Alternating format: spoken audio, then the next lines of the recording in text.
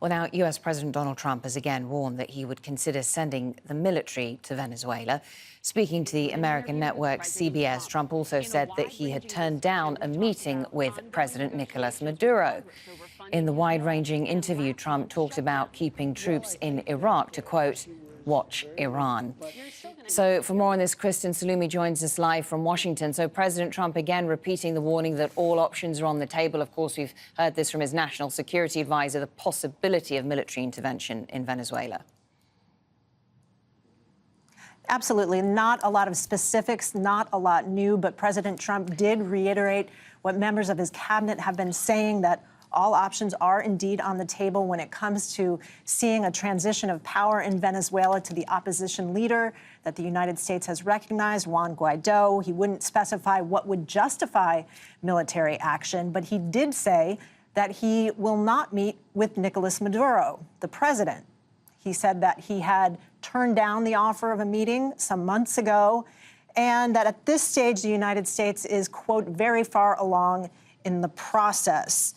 So again, few specifics, but the message seems to be clear that the United States has nothing to negotiate with President Maduro, that they will not change the calculus. They are looking for regime change here, and they are sticking to the plan.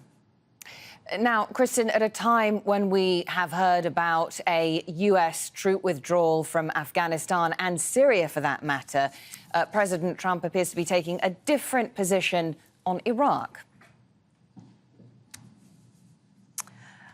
Well, he was being pressed about his decision to pull troops from Syria and Afghanistan, moves that have been criticized by his own party.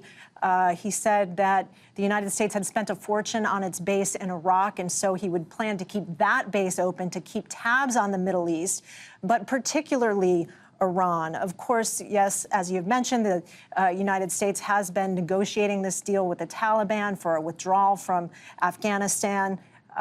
That's been criticized by his own party members as well. His decision to pull about 2,000 troops out of Syria was strongly criticized by members of his own party and led to the resignation of his Secretary of Defense, James Mattis. He didn't specify a timetable on that withdrawal moving forward, but he defended his actions. And it was in that context of being pressed about a possibility of a resurgent ISIL in the region that he said that they could keep an eye on things from this base in Iraq, but particularly Iran. That was what he was stressing, another area where he has been contradicted by his own intelligence chiefs who say that, in fact, Iran has been adhering to the nuclear deal, but the president remains very concerned and very focused on Iran as the primary threat in the region. Thank you very much, Kristen Saloomey in Washington.